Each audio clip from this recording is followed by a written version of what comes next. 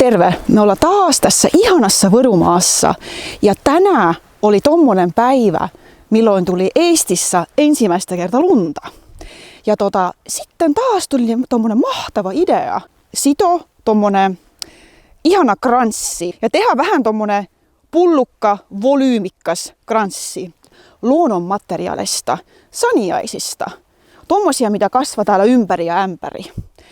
Mulla on tämän kerran apulaiseksi Kairelia Pihlap.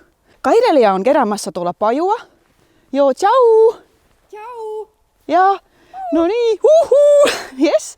Ja hän on inspiroidumassa tällä maalla. Joo, ja täällä on ihana paikka taas saada uusia ideoita.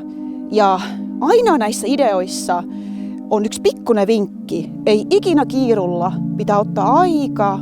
Tehdä kaikki rauhassa, naudiskella ja tervetuloa taas katsomaan meidän uutta videot.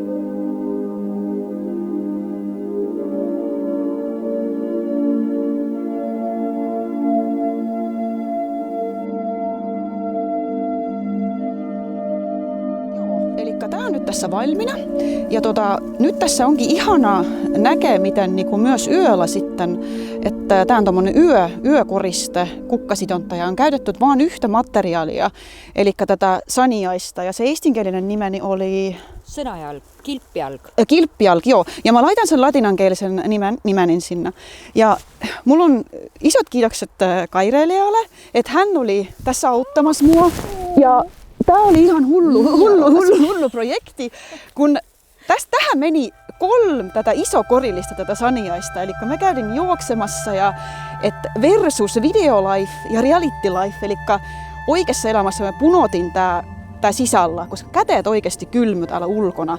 Mutta kiitos kaikille tästä hetkestä ja ihanat nauttike elämästä ja kaikesta. Kiitoksia. Aitäh! Ja